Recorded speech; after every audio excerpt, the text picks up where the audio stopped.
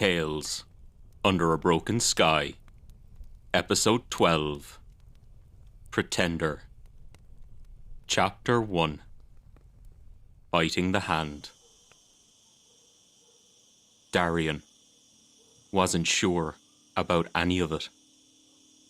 The job itself seemed solid, lucrative enough to be worth the effort, and it was plain to see that the boy had done his due diligence on it. Darian expected nothing less from his apprentice. He had trained dog after all, had himself survived the lethal gauntlet that was Alaric's training. He was no less exacting with those he trained. Something just didn't feel right. A faint prickling hanging just above his skin, tugging ever so faintly at the hairs on his neck and arms. It wasn't nerves. Nerves he could handle. Nerves he understood.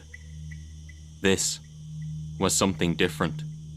A lifetime living in the shadows had given him a sixth sense for danger. And this job had that stench all over it. Was it something Dog had said? Something in the way that he had said it? Had he been too quick to answer when Darian questioned him on the finer points of his plan? Darian expected Dog to have answers to those questions. He'd have been disappointed if he didn't. But had they seemed too crafted, designed to make the job even more appealing to him? He was getting paranoid. Dog had never given him a reason to doubt his loyalty before. Why start doubting now? A shiver ran down his back, and he briefly considered slipping away and calling the job off. No job was worth losing your freedom over, and he hadn't stayed in the game this long by taking unnecessary risks, especially when his gut was screaming at him to back away. He slipped further back into the shadows, pressing his back into the corner formed by a wooden fence and the stone wall of the building to his left, and peered back down the alley through the rotting slats of the old buckle cart he was hiding behind. Slowing his breath, he let his senses quest outwards, absorbing every minute bit of information about his surroundings before mentally filtering out the unnecessary and irrelevant. One by one, he discarded those. The rattle of carriages and carts out on the main street, drunken singing from a nearby tavern, the sounds of an early fight from another, the less than convincing moans of a prostitute emanating from a window further down the darkened alley, a woman berating her husband, his clumsy, drunken explanations in response, a hungry dog barking, a shingle shifting on the roof above and to the right. The wind. Darian's hand slipped to the knife at his hip, and he crouched closer to the ground behind the cart. His knee sank into something soft, wet, and uncomfortably warm. Fuck. He stifled a curse, forcing his frustration out in a slow, measured breath as he stared up at the roof of the building across the alley. Perhaps his instincts were right, and he was being followed after all. His gut twisted. Anyone who was able to follow him that closely without detection was a serious threat. It meant Alaric. No one outside the guild was that good. His doubts in the job flared again as he loosened the blade in its sheath.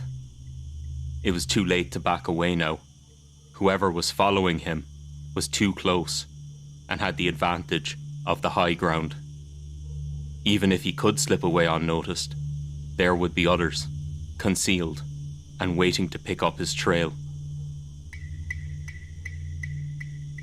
He slid lower to the ground, grimacing as his knee slid further into the stinking slop. It wasn't that he didn't trust Dog.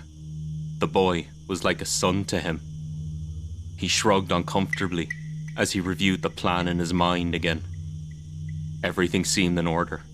The plan, the implementation, the guard patrols, the layouts. It all matched with his own reconnaissance. So much so, he felt a pang of jealousy that he hadn't created it. But what if? He cursed at the voices in his head. The plan was solid. So why was he second-guessing himself? Second-guessing his apprentice? The moment he had seen the plans, he had made several minor changes to ensure his own escape window. As much as he cared for Dog, these were details he would never share. Such things got people killed. When they regrouped before entering the building, he would make a few small suggestions, slight nudges to the original plan that would set up and secure his route out. And if it was a setup, at least he would be prepared. He trusted himself to get himself out, regardless of Dog's skill. He sighed. That was his decision then. He ran his hands lightly up his body as he stood, checking the collection of knives, picks and tools stashed in hidden pockets. The action was second nature to him, but he allowed himself an extra few seconds for security. It didn't pay to be careless. Darian glanced up at the roof opposite again, scanning for signs of his tail. Nothing. He held his breath. It was drawing close to his rendezvous time with Dog. If he didn't move soon, the job was a non-starter, and he didn't feel comfortable knowing there was someone else out there watching. A dog barked somewhere to the west, and Darian stiffened as a small shadow flitted across a patch of moonlight opposite him. Movement. The faint sound of a shingle shifting. The soft scraping of fabric against rough stone. Darian narrowed his eyes, focusing on a small section of the eave. There, for an instant, something had been silhouetted against the silvered clouds, moving down, leather and fabric against stone. Whoever had been up there was making their way down to the alley. They were good, but not good enough. A boot hit the ground further down the narrow space. Darian's hand slipped to his ankle and slowly drew a short knife from its sheath. The shadow straightened and turned towards the street, putting its back to Darian. Mouthing a silent prayer to the gods, Darian slipped from his hiding place and approached the figure, sizing him up as he moved. They were small in stature, the set of their shoulders and back bordering on childlike, but they stood confidently at ease, at home in the shadows. Stepping up behind the shadow, Darian brought the knife up and simultaneously wrapped his free arm across their chest. He pulled his tail close, pressing the knife against their throat. He leaned forward, bringing his mouth next to their ear, and whispered savagely, "Give me a reason." The boy, as Darian could now see, didn't so much as twitch. A smile curled across his lips, and he snorted in laughter. "I should have known better than to try and get the better of you, master." Darian grimaced and shoved the boy roughly against the alley wall. "Fuck, Dog! What were you thinking? I could have killed you!" He bent and slipped the blade back into its sheath and turned to face his apprentice. Dog pushed himself off the ground, groaning as his shoulder took his weight. "I wasn't thinking anything. I was excited. My first real job. I got here early and everything. I didn't even know you were down here until you shoved that knife against my throat." His hand instinctively moved towards the thin red line on his throat where Darian's knife had pressed just moments before. "I don't know how you did it. I was watching the alley the whole time." Darian shook his head. "You know, I would have preferred if you were trying to tail me. Now you just seem incompetent. Remind me to get you working harder on tracking and concealment." Dog shook his head and studied his feet, shoulders slumped. "Come on, got a job to do." Darian didn't regret his harsh words. The boy was part of a dangerous world now, and if he wasn't careful, he wouldn't be part of it for much longer. But his own paranoia stung. What was it about this job that had him so on edge? He jerked his head to the mouth of the alley, and Dog shifted back to readiness, although he stubbornly refused to meet Darian's eye. The target building stood on a large plot off the main market square. High walls encircled the surrounding garden and grounds. The main entrance was guarded by a double wrought iron gate, a small gatehouse just beyond, stationed by a tired-looking guard who seemed days away from retirement. The building itself was large for the city, and well kept. The walls were clean brickwork, covered in patches with a carefully cultivated lacework of ivy. A high-peaked roof towered over the walls. Hoods drawn up, protection against both prying eyes and the growing winter chill, the thieves circled the outer wall. Darian already knew the layout of the house and grounds, both from the plans Dog had acquired and his own reconnoitering. But he wanted to be sure. An extra guard, staff loitering in the garden, or an unexpected evening visit from a tradesman could derail their plan disastrously. Darian was relieved that he didn't note any unexpected activity, but was disheartened to see the small trade entrance at the rear of the property had been locked and barred for the night. A thick iron gate preventing access to the solid oak door, no doubt barred on the inside as well. The owner was clearly conscious of their security. Darian had known as much. The estate was one of the wealthiest in the city, but sometimes you got lucky. Not tonight, though. Only one way in and out. The 12-foot wall that surrounded the grounds. Well, that and a small sewer grate located 2 streets over. But he had kept that little bit of information to himself. There was a similar access grate in the cellar of the house. He had verified that for himself, and had been pleased to see that as a matter of security, it had been overlooked. That access point had been barred once, but years of effluent from the city had corroded the thick iron bars, and they had long since fallen away. Under other circumstances, he would have made that his point of entry, but their objective was on the 4th floor. Moving through 5 floors of the building, silently and unseen, wasn't impossible, but increased the risk significantly. Darian had always found the most direct route best, especially when it was impossible to accurately know what was going on inside. Finishing their walk around, they hung back from the rear of the estate, huddled in the doorway of a wine merchant across the street. Darian peered up at the house cautiously from under his hood. The inside man had done his job. A small window on the top floor, to the back of the building, was open. 12 feet up the wall, 30 from the external wall to the house, roughly the same from the ground to the window. The guards patrolled the garden in 10-minute intervals, more than enough time for him to make the climb. Inside was a different story. The owner didn't like armed guards in the house, so there were no internal patrols to worry about. But that left unpredictable activity from the occupants. Once inside, he needed to be quick. End of the corridor, turn left, 3rd door on the right. He repeated the directions to himself.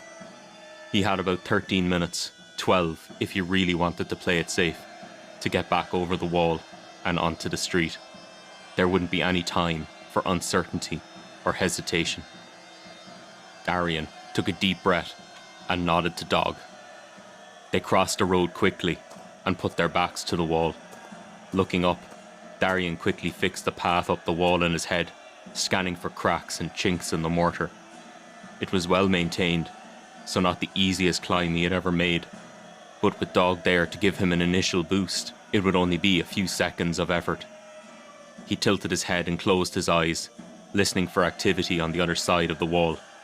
1, 2, 3, 4. His mental count started automatically. It would reset again once he started the climb, and then again when he entered and exited the house. Alaric was a meticulous planner, down to the second, and under his tutelage, Darian had developed an infallible internal clock, to the point that he unconsciously timed almost everything he did. 83. Footsteps, 2 sets, and the low murmur of idle talk. Darian listened as the footsteps grew closer, then slowly faded as they turned the corner. This was it. 1, 2, 3, 4. His mental countdown reset and he turned towards the wall. Dog stooped down next to him and cupped his hands together. Darian took a deep breath and planted his boot in Dog's palm, surging upwards as his apprentice boosted him. His fingers slipped into a crack in the mortar he had spied earlier, and he pulled himself up and found a foothold in one smooth motion. His eyes found the next weak point and he reached up, already looking onto his next handhold as his fingers found the slightly out of plumb brick. One more quick surge and his lead hand found the top of the wall. He paused for a second as he felt the crunch of glass through the leather palm of his glove. No motion below. He reached up with his other hand and planted his feet against the wall.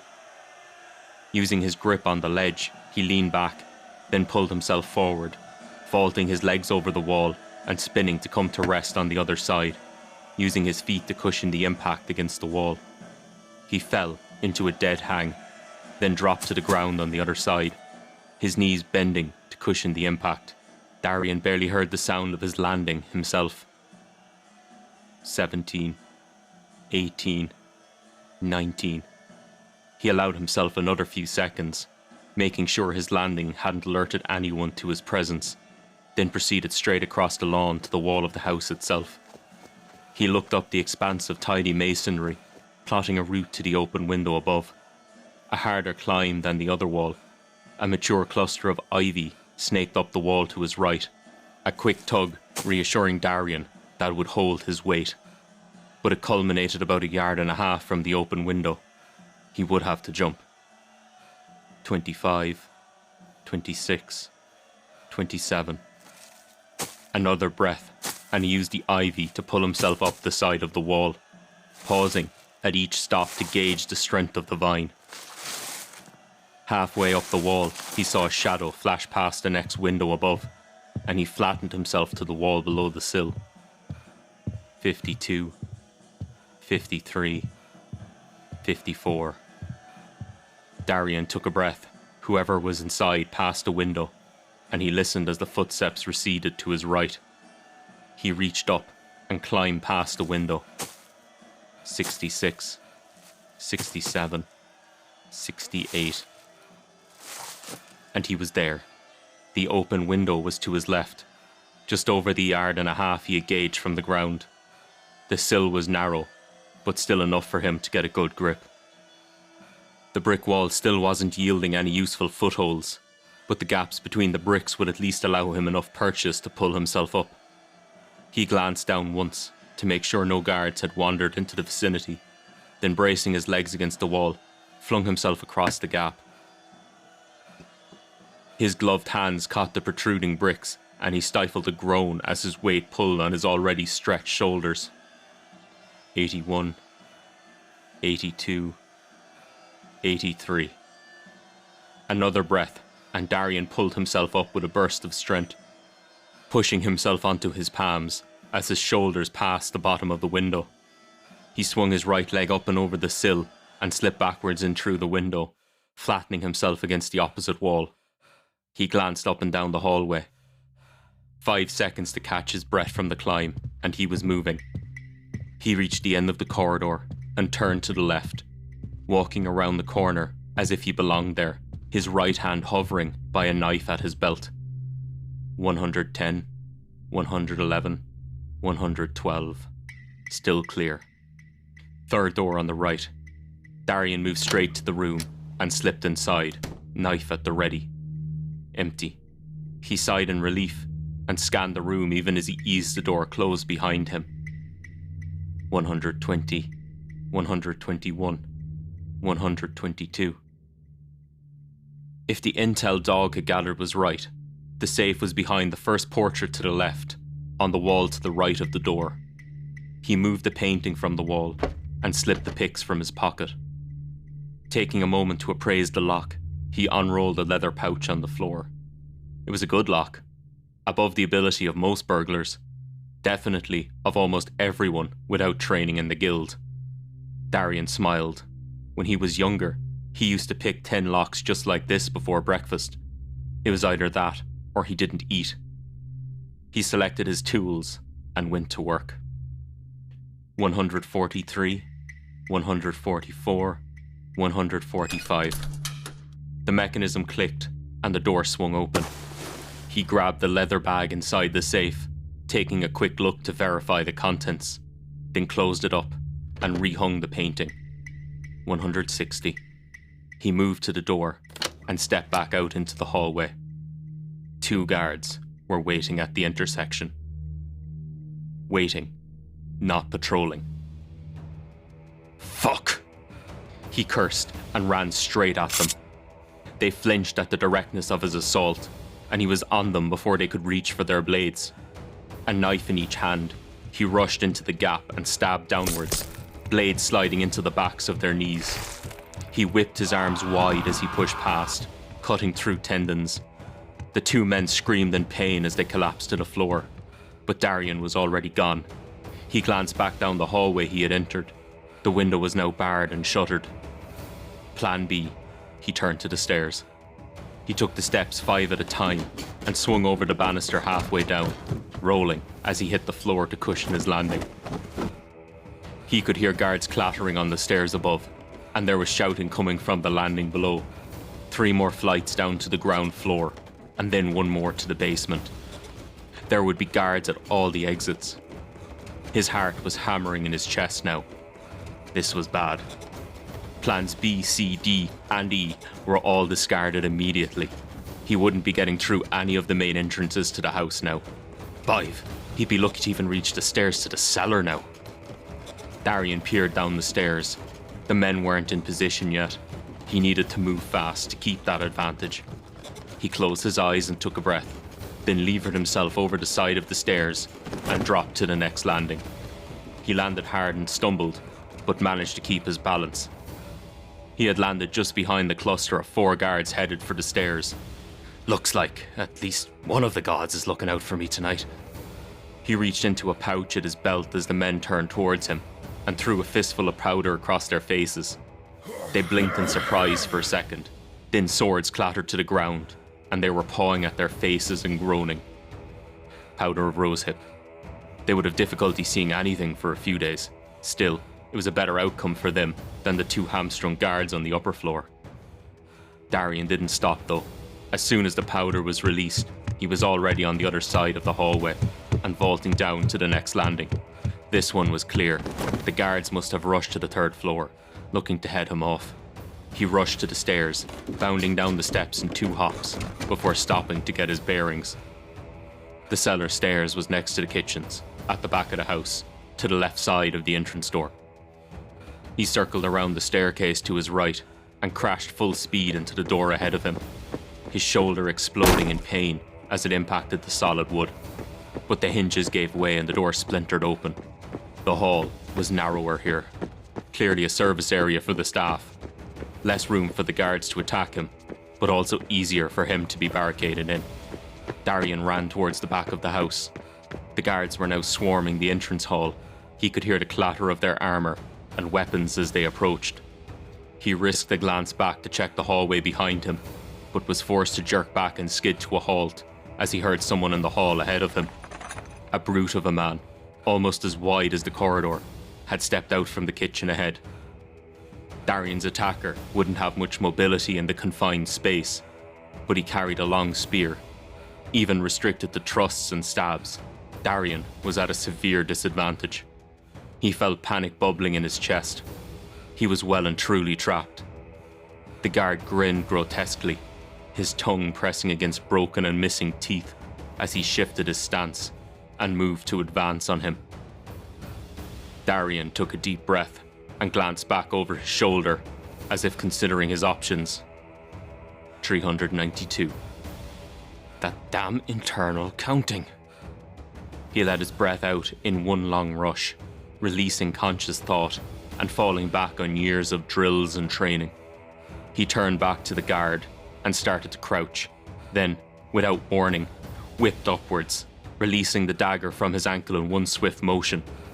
The blade flashed towards the guard's face, but he saw it coming and turned to the side. The gambit worked in Darian's favour, however, and the man was forced to raise his spearhead as his balance shifted backwards. Darian sprang forward, low and just under reach of the guard's weapon. He stabbed upwards with another knife, a short diagonal thrust that slid under the breastplate and entered the guard's body just above his crotch. The guard's eyes bulged, attempting to scream through the blood leaking from his mouth. Darian twisted the blade, then used his momentum to pull sharply to the right as he passed the man. Something wet hit the ground, splattering the walls with gore, before the unfortunate guard followed it, landing heavily on the rough floorboards.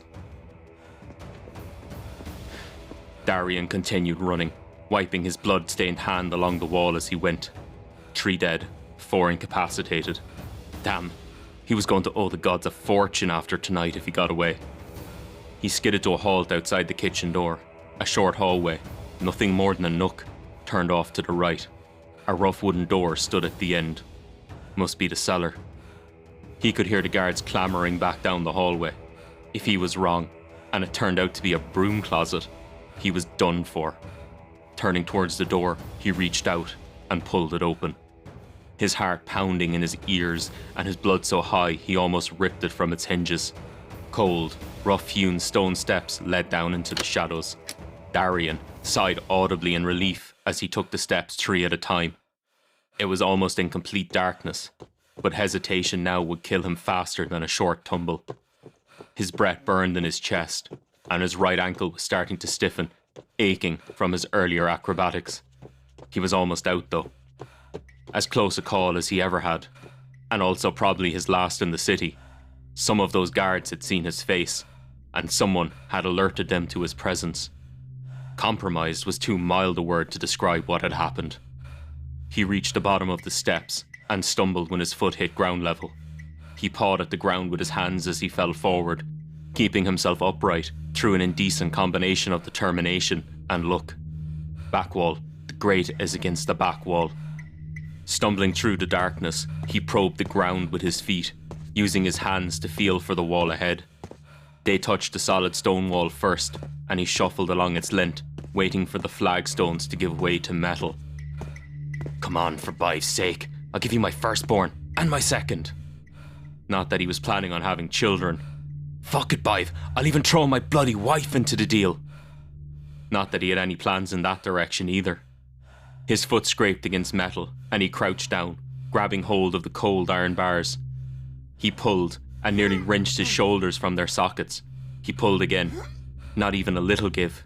When he had scouted the escape route, the grate had been loose. Somewhere behind him in the darkness, he heard the sound of metal scraping on flint, and a torch flared to life. Darian stood and turned. He had been played. He knew who he was going to see, even before the tall, lithe man stepped out of the shadows behind the row of wine barrels.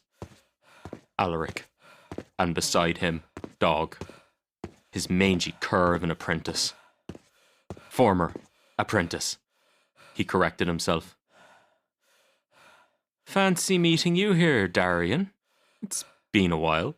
Far too long, if you ask me. Fuck you, Alaric. Now, is that any way to speak to a prospective patron, Darian? I have a proposition for you, and judging from your situation, you are going to have to listen. The thief master smiled wide, the flickering light from the torch casting his face in angular shadows. 517, 518, 519. Not even 10 minutes. Not even 10 minutes. And the life he had forged for himself was shattered.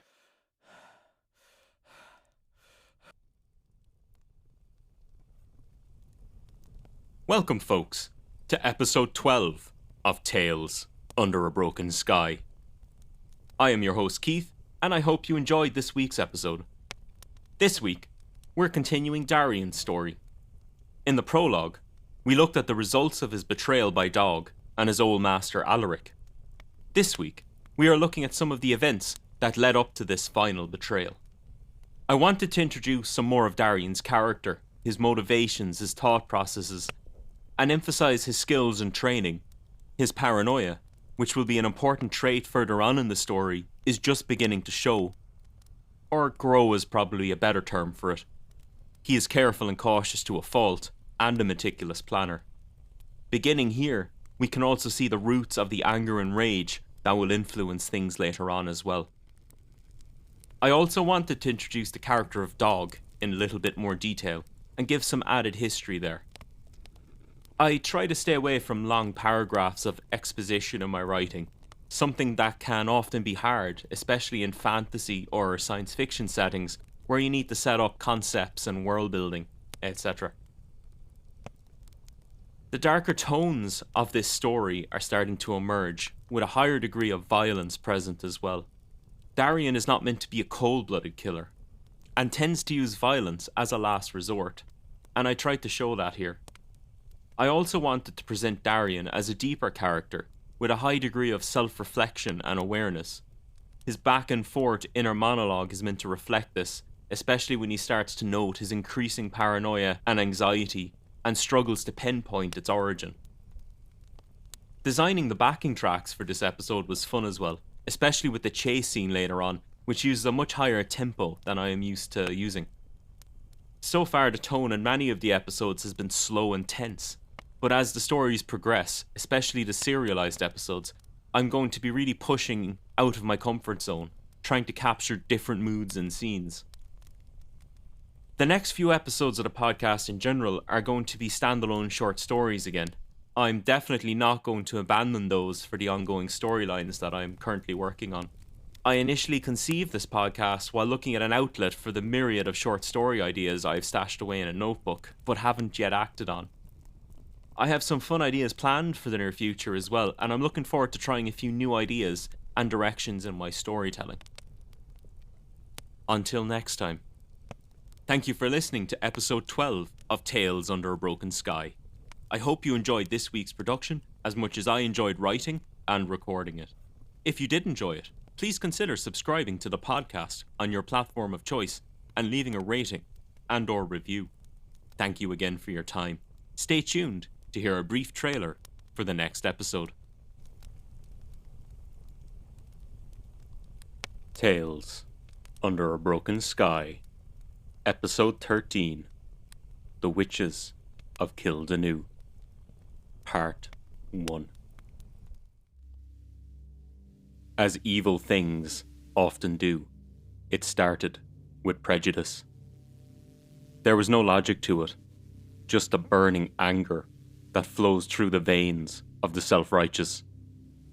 There was no other reason for William Burns to kill his wife and dispose of her body in the lake, weighed down by a bag of scrap metal tied to her ankles. And that one act of evil, rooted in fear and ignorance, led to everything that came after.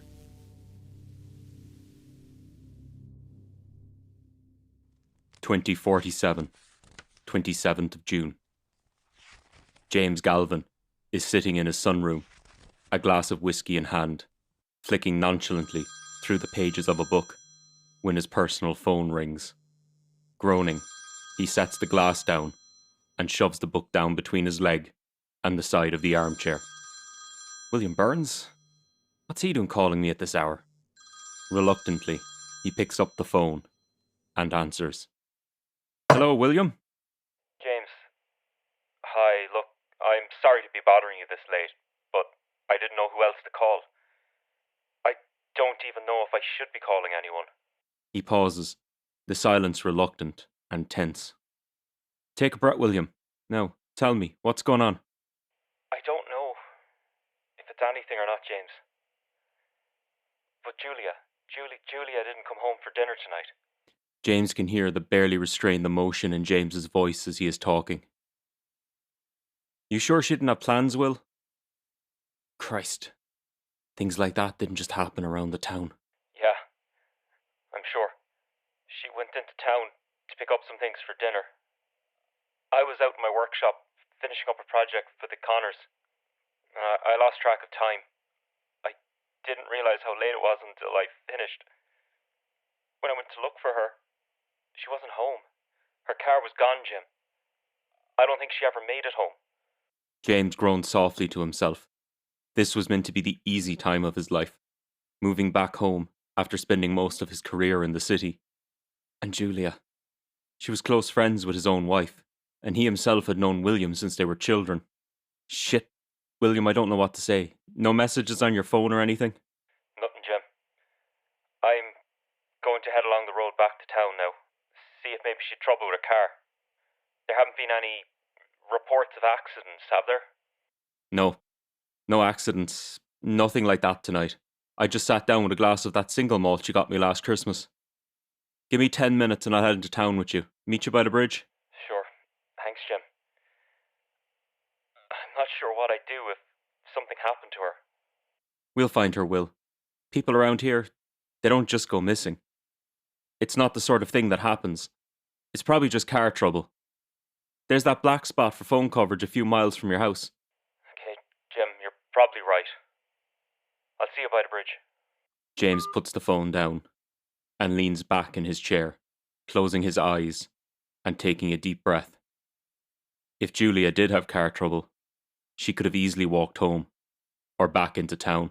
She was fit and active and regularly made that walk, but that wasn't something he was going to say to his friend over the phone. So, accident maybe? He didn't want to think about the worst case scenarios. He'd moved home to get away from all of that. Shit. James groans as he stands. So much for quiet night. Grabbing his keys and shrugging on a jacket, he heads towards the door. He doesn't like where this is going. Not one bit.